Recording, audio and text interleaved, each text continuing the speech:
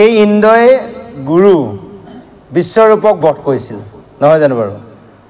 যে বিশ্বৰূপক যেতিয়া বধ কৰিছিল বিশ্বৰূপৰ পিতৃ আছিলে তস্তা তেওঁ তেতিয়াৰ পুত্ৰৰ বধ হ'ব পায় গম পায় জানি তেওঁ কুটভাৱ জন্ম হৈছিল খং উঠিছিল খং উঠাৰ লগে লগে তেওঁ নিজেই ইন্দ্ৰক একো নকৰি তেওঁ খঙৰ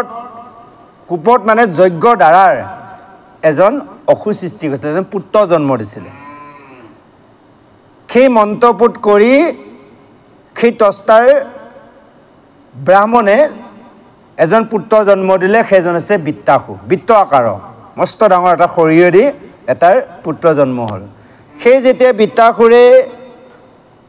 জন্ম পোৱাৰ লগে লগে পিতৃ বাক্য পালন কৰি দেৱসমূহক বধ কৰিবলৈ অৰ্থাৎ ইন্দ্ৰক বধ কৰিবলৈ আগবাঢ়ি যায় দেৱসমূহে যুদ্ধ কৰে সমস্ত দেৱৰ যিমান অস্ত্ৰ আছে পঢ়া কৰাৰ পিছত সেই বিত্তাসুৰে সমস্ত অস্ত্ৰ গিলি থলে ইতিমধ্যে আপোনালোকে পাই গৈছে অকণমান কথাখিনি কাহিনীটো আনিবৰ কাৰণে লৈছোঁ আৰু চমুতে আনিছোঁ আৰু যেতিয়া গিলি লোৱাৰ পিছত অৱশেষত দেখিল তিনি তৈলোক দেৱসমূহে বচাৰ উপায় নাই কাৰণ তেওঁলোকৰ যিমান অস্ত্ৰ আছিল সমস্ত অস্ত্ৰ বিত্তাসুৰে গিলি পেলালে গতিকে লগে লগে সকলোৱে যুদ্ধ কৰা বাদ দি সকলোৱে কৃষ্ণক মানে ভক্তি বা আৰাধনা কৰাত স্মৰণ কৰাত ব্যস্ত হৈ গ'ল এই যে কৃষ্ণৰ প্ৰভু ভগৱন্তক স্মৰণ কৰিলে সেই ভকতৰ ভক্তি দেখি ভগৱন্তে ইতিমধ্যে চতুৰ্ভুজ ৰূপ ধাৰণ কৰি দৰ্শন দিছে ইতিমধ্যে যোৱা সপ্তাহত আপোনালোকে দৰ্শন পাই আছে এই যে দৰ্শন পাই গ'ল সেইজন ভগৱন্তক এতিয়াৰ স্তুতি কৰি আছে দেৱসমূহে ইতিমধ্যে সেই ৰূপ বৰ্ণনা কৈ আছে যে সেইজন ভগৱন্তই কেনেভাৱে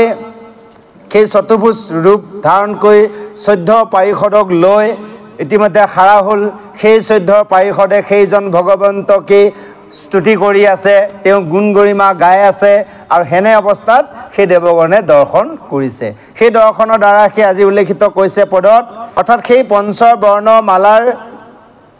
তেওঁ যি পঞ্চবৰ্ণমালা পৰিধান কৰিছে সেই মালা হৈছে আপোনাৰ আঁঠুৰ তললৈ পৰা পঞ্চবৰ্ণমালা পঞ্চবৰ্ণ 5 বিধ 5 প্ৰকাৰৰ কি জানে খেতি অপতেজ মৰ্দবুম বুজি পাইছে নহয় আমাৰ শৰীৰটো পঞ্চভূতি যে সেই 5 বৰ্ণ সেই মালাডাল সেইটো উল্লেখিত কৈছে তাকো আঁঠুৰ তললৈ পৰা ৰাম ৰাম ৰুচি কৰ উৰুদুৰি সুমৰন্তে সখী হুই নিন্দে কৰি কৰ ৰাম কল লক্ষ্মী উৰুত তুলি জানন্ত সাদৰ কৰি জংঘাদুৰি ৰুচিৰ নিৰ্মল হেমময় গৰুৰত ৰন্ধে নৱ কমলত বসিয়া চাকাৰ দেখাই অভিনৱ পদ্মকোশ ওচৰতো নথাকয় যাক চিন্তি মুকুতি মিল জয় কৃষ্ণ এটা সেই ভগৱন্ত যে 4 হস্তত এই 4 অস্ত্ৰ যে আছে সেই 4 অস্ত্ৰ কিনো কাম কৰিবলৈ লৈ আছে নহয় জানিব বা আমাৰ ভকতসকলক বা এই জগতখনক ভগৱন্তৰ 4 হস্তত 4 অস্ত্ৰলৈ সেই অস্ত্ৰই কি কাম ইয়াৰ বিষয়ে বৰ্ণনা কৰিছে ইতিমধ্যে আমি 2 হস্তত 2 মানে অস্ত্ৰৰ বৰ্ণনা পালোঁ 1 নম্বৰতে দিলে আমাক আমি আলোচনা কৰিলোঁ যে সেইজন ভগৱন্তৰ মানে যি আপোনাৰ কৈছে কমৰদুবী গদা সেই কমৰদুবী গদাৰ আছে ভগৱন্তৰ সোঁফালৰ এখন হাতত মানে তললৈ থকা হাতখনত সেই গদাডালৰ দ্বাৰাৰ কি কৈছে যে যিমান শত্ৰু আছে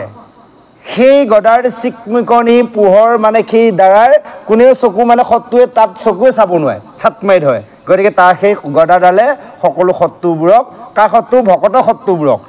নাশ কৰে অৰ্থাৎ অতৰাই ৰাখে তাৰপিছত কৈছে যে সোঁ হাতে ওপৰলৈ থকাৰ সেই হস্তখনত আছে পদ্মফুল এপাহ পদুম সেই পদুমৰ গোন্ধৰ দ্বাৰাৰ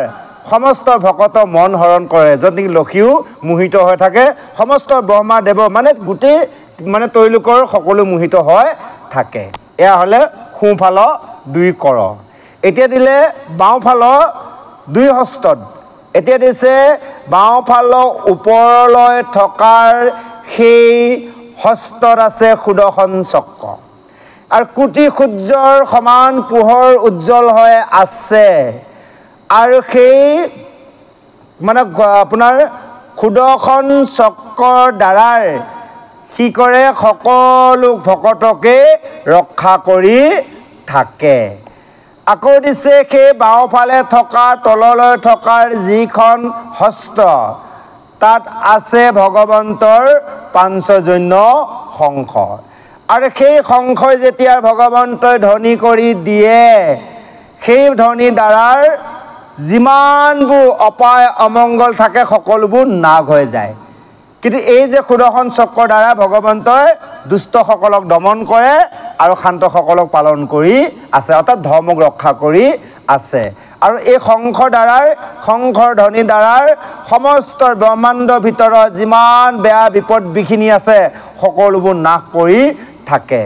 আকৌ দিছে ভগৱন্তৰ সেই যে স্কন্ধ অৰ্থাৎ গলভাগ মানে সিংহৰ পিঠিৰ দৰে তাক দৰ্শন কৰাৰ লগে লগে কি কৈছে সকলো বোলে চিদ হৃদয়খন মোহিত কৰি পেলায় অৰ্থাৎ সেইকাৰণে ভগৱন্তৰ সেই ৰূপবিলাক আমি বৰ্ণন আমাৰ ভাগৱতত দি আছে প্ৰায় আমি পাই থাকোঁ সেইজন ভগৱন্ত উৰু দুই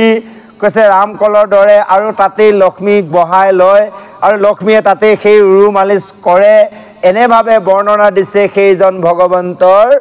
ৰূপ আমি আটাইতকৈ বাকীখিনি নাজানিলেও এটা কথা জানিব লাগিব এইটো মানে আমাৰ ভকতসকলৰ মাজত সংশয় হৈ থাকে কেতিয়াবা এই যে চাৰি হস্তনো কি কাম কৰে আজি আমি সুন্দৰভাৱে পালোঁ আপোনালোকৰ মনত থাকিব নিশ্চয় যাহক আহক পিছত আৰু অকণমান পৰে এইকণ মানে এই ছবি অধ্যায় সামৰণি পৰিছে আমি শেষলৈ আগবাঢ়িছোঁ জয় কৃষ্ণ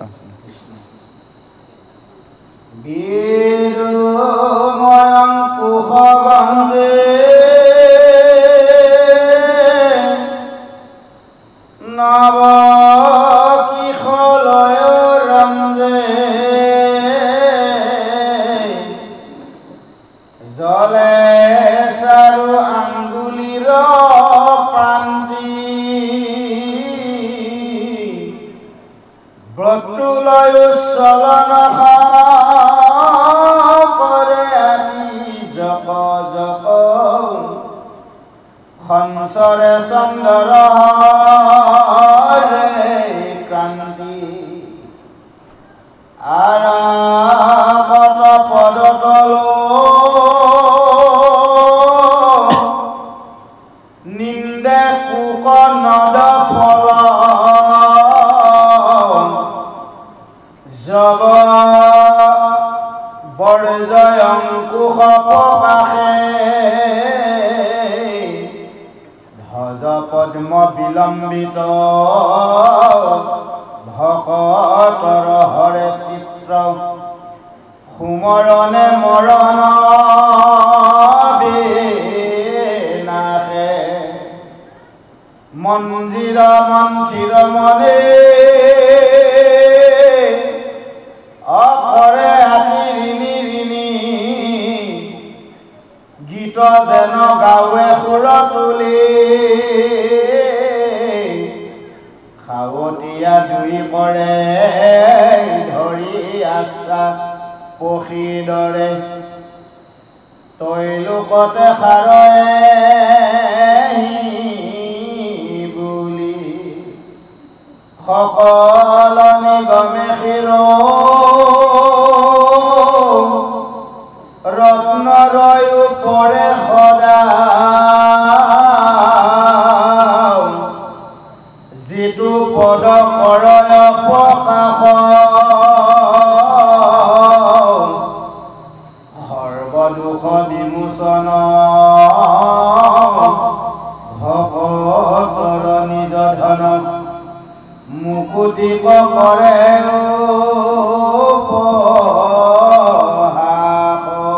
হেন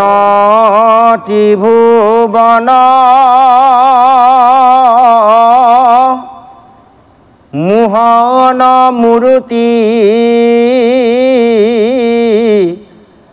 কৃষ্ণক সাক্ষাতে দেখি সকলে দেৱতা এৰাই লন্ত চিন্তা আনক নভাষে আখি ঘনে ঘনে তনু পুলকিত হৱে নয়নৰ ঝৰে জল আনন্দৰ বেগে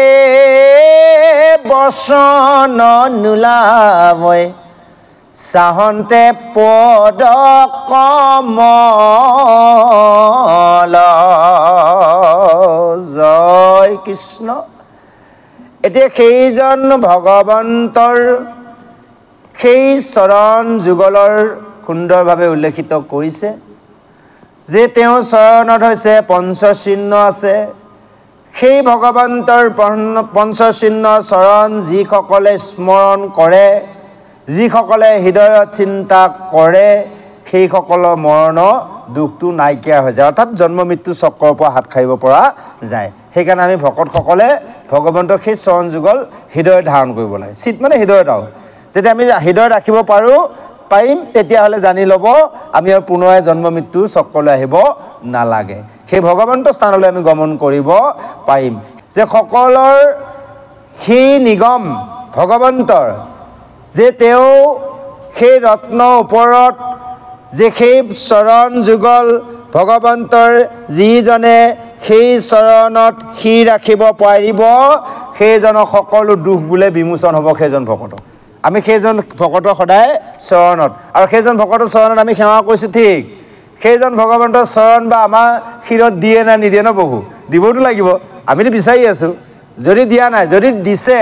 তেতিয়া কৈছে সৰ্বদোষৰ বিমোচন ভকতৰ নিজৰ ধন মুকুতিকো কৰে উপহাস। সেইজনে যিজনে পাই গ'ল সেইজনে মুকুতিকো বাঞ্ছা নকৰে। এনেভাৱে সেইজন ভগৱন্তক দৰ্শন পায় আৰু সেই ৰূপৰ দ্বাৰাই ত্ৰিভুৱনৰ মোহিত হয়। সেইজন কৃষ্ণক সাক্ষাৎ দেখি সকলো দেৱতাই তেওঁলোকৰ মনৰ যিবোৰ চিন্তা ভাৱনা ভয় ভাৱ আঁতৰি গ'ল। সেইজন ভগৱন্তক এতিয়া দৰ্শন কৰি আনন্দত দেৱগণে সেই চৰণ কমললৈ চাই কেৱল চকুলো বৈছে, একো ক'ব পৰা এতিয়াও নাই। আহক ইয়াৰ পিছত আৰু সুন্দৰভাৱে এতিয়াৰ সেই দেৱগণে ভগৱন্তক স্তুতি কৰিছে আৰু কিবা ক'ব আমি পিছৰ পদত দিয়া আছে শ্ৰৱণ কৰোঁ। জয় কৃষ্ণ।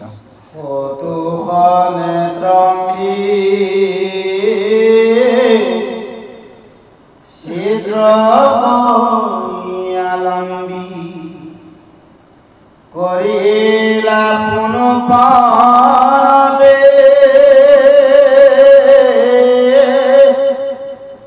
ত্ৰাহি কৃষ্ণ বুলি দুয়ো হাত তুলি কৰিবে লাগে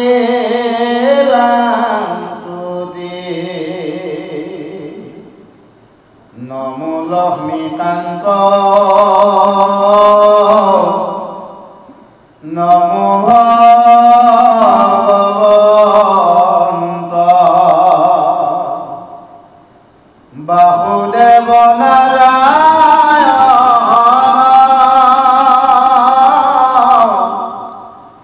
অনাদি পুৰুষ অনন্ত মুৰাৰী প্ৰণাম সৰ্বজীৱন নমো নমো কৃষ্ণ জগতৰ ইষ্ট প্ৰিয় দেৱ সনাতন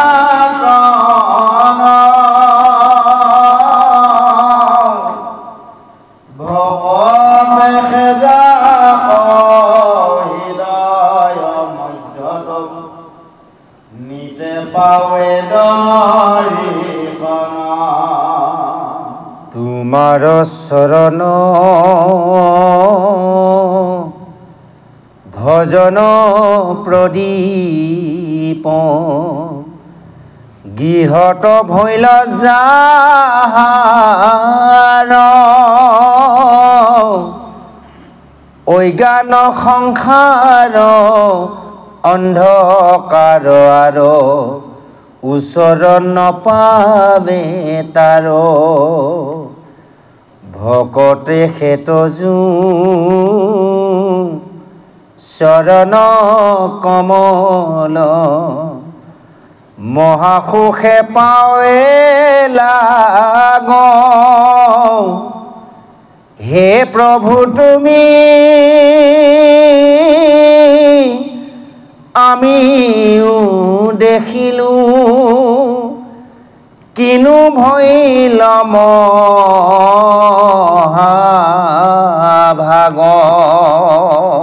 জয় কৃষ্ণ। এতিয়া সেই দেৱগণে ভগৱন্তৰ ৰূপ দেখাৰ পিছত সকলোৱে পুলকিত হয়, চকুলো বৈছে, ক'ব পৰা নাই। বহু সময় স্তম্ভিত হৈ ৰৈ থাকি তেওঁ তেতিয়া পুনৰ সকলোৱে হাতযোৰ কৰি ওপৰলৈ হাত তুলি সেইজন ভগৱন্তক তাহি কৃষ্ণৰ বুলি সকলোৱে স্তুতি কৰিছে। হে প্ৰভু তুমিয়ে হৈছা লক্ষ্মীকান্ত, তুমিয়ে হৈছা সেই লক্ষ্মীপতি ভগৱন্ত, তোমাৰ চৰণত আমি এনেভাৱে স্তুতি কৰিছোঁ। তুমিয়ে হৈছা বাসুদেৱ, তুমিয়ে হৈছা নাৰায়ণ, তুমিয়ে অনাদি পুৰুষ আৰু তুমিয়ে অন্তৰ্মুৱাৰী, তুমিয়ে সকলো জীৱসমূহৰ হৃদয়ত তুমিয়ে সাক্ষীৰূপে আছা, তুমিয়ে পৰম মংগলকাৰী, তুমিয়ে কল্যাণ সাধন কৰোতা, তুমিয়ে কৰোণা সাগৰ আৰু এই জগতৰ তুমিয়ে আধাৰ। তৈলোক তোমাৰ ব্যতিৰেকে আৰু কোনো সৰ্বশ্ৰেষ্ঠ নহয়, সকলো অধিকাৰী কেৱল তুমি। সেইজন ভগৱন্তৰ চৰণত সকলো দেৱগণে স্তুতি কৰিছে। নমো নমো কৃষ্ণ জগতৰ ইষ্ট প্ৰিয় দেৱ সনাতন, ভকতে যাকৰ হৃদয়ৰ মাজত নিতে পাৱে দৰিখন। যে হে প্ৰভু, হে নমো কৃষ্ণ, তুমি জগতৰ ইষ্ট দেৱ, তুমি সকলোৱে প্ৰিয়, তুমিয়ে সনাতন, যি ভকতে সদায় সেই তোমাৰ চৰণ যুগল সেই হৃদয়ত সদায় মধ্যত ধাৰণ কৰি ৰাখে আৰু চিন্তা কৰে আৰু দৰ্শন পায়। যে সেই তোমাৰ চৰণত ভজন মানে গৃহস্থ ধৰ্মত থকা সকলে সেই তোমাৰ চৰণ সদায় ভজনা কৰি এই অজ্ঞান আন্ধাৰ এই সংসাৰৰ দুখ অৰ্থাৎ জ্ঞান অজ্ঞানবোৰ অঁতৰাই জ্ঞান লাভ কৰি তৰি যাব পাৰে।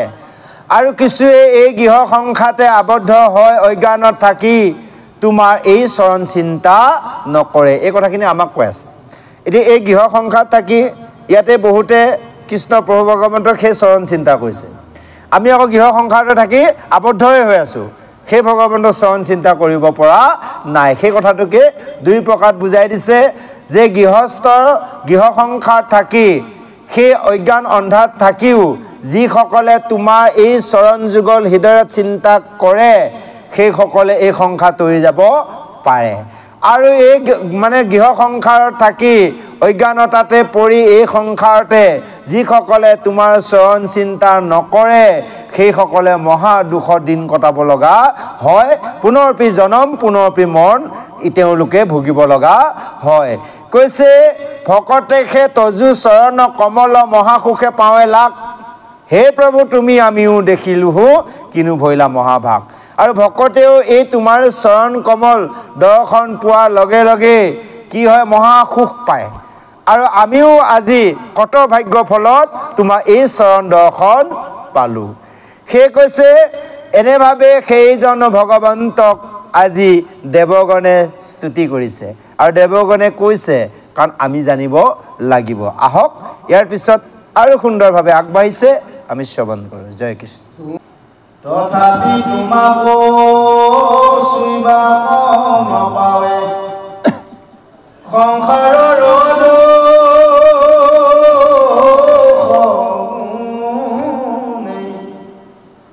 এতেকে তোমাৰ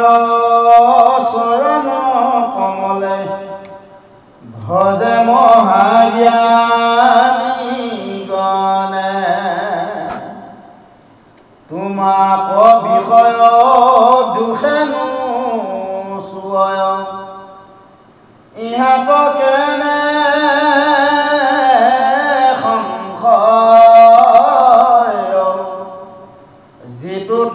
পদে ভগতি কৰয় তাহম্বাপন লংঘয় আকান তোমাৰ চৰিত্ৰ পৰময় অৰ্মিত সমুদ্ৰ সমান পাৰ তাৰে কথা মাত্ৰ যিটো প্ৰাণ কৰে তৰিল সিটো সংসাৰ দুষ্ট সূত্ৰ সুখং সবে পাহৰয় ত্ৰুমাত বাহে ভকতে আউৰ সামান্য ভজিবে লাগে স্বপ্নটো নলৱে মতি তোমাৰ চৰণ কমল ৰমধু ঘনে ঘনে যে তোপিয়ে সমস্ত ভূততে তোমাক দেখয় ত্ৰযুগুণ গায় জীবে হেন কি পাময় পৰম শহীদ তোমাক কি কন ভজে মূলৰ অৰ্থতে যি সামান্য ভজি সংসাৰ অৰাম ত্ৰিভু হে ত্ৰিভুৱন ভুৱন জীৱন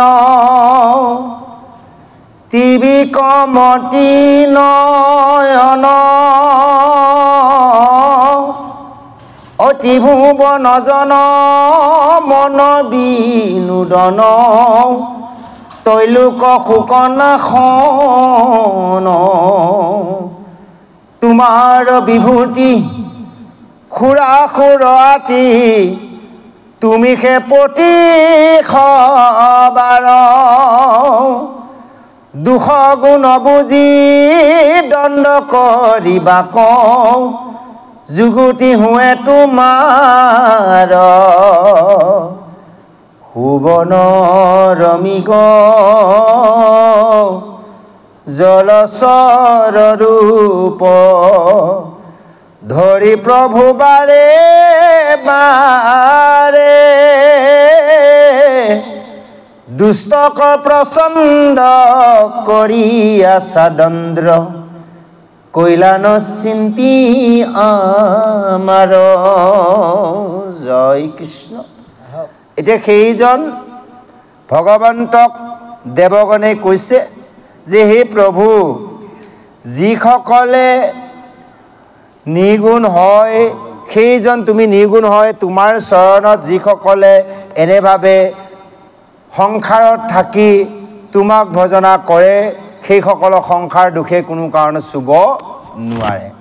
আৰু বিষয় দুখে তেওঁলোকক নুচুৱে আৰু বিষয়ে তেওঁলোকক একো কৰিব নোৱাৰে। এতিয়া আমাক বিষয় আৱৰি থাকে কাৰণ আমি কি কৰোঁ ভগৱন্তৰ নাম লৈছোঁ যদিও আমি শুদ্ধ সত্যে লোৱা নাই সেইকাৰণে আমাৰ বিষয়ে আমনি কৰি থাকে। যিসকলে ভগৱন্তৰ নাম শুদ্ধ সত্যে লৈছে সেইসকলে বিষয় দুখে চুব নোৱাৰে আৰু ভগৱন্তই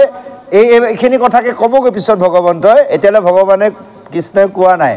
দেৱগণেহে কৈ আছে ভগৱন্তে কি কি কয় ভকতৰ ওপৰত পিছত উল্লেখিত কৰিব আৰু কৈছে হে প্ৰভু এই যে তোমাৰ চৰিত্ৰ অমৃতক পায় এয়াৰ ভকতসকলে পোৱাৰ পিছত তোমাৰ সেইজন একান্ত ভক্তই এই সংসাৰত কেতিয়াও ৰতি নকৰে আৰু ইয়াত কৈছে তোমাৰ চৰণ কমল মধুৰ ঘনে ঘনে যিটো প্ৰিয় সমস্ত ভূততে তোমাক দেখয় তজুনো গায়া জীৱে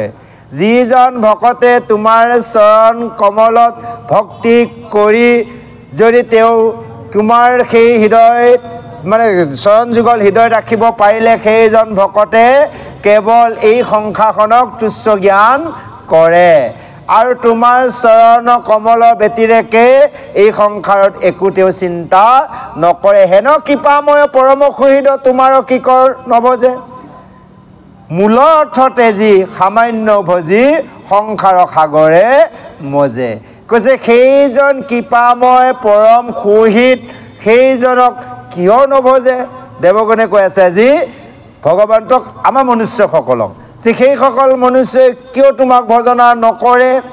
মূল এৰি সামান্য সকলক ভজে আজি দেৱগণে কৈ আছে সিহঁত দেৱতাক ভজি থাকিলে দেৱগণে কৈ আছে আমাৰ সামান্য সকলক ভজে আজি দেৱগণে কৈ আছে ভগৱন্তক যে আমাৰ সামান্য সকলক ভজে তোমাক মূলক এৰি বেলে ডালপত্ৰক মানে পানী দিয়াৰ দৰে এই কথাখিনি উল্লেখিত কৰিছে আৰু কৈছে সেইকাৰণে এই ত্ৰিভুৱনত ভুৱনৰ জীৱন ত্ৰিবিক্ৰম ত্ৰিনয়ন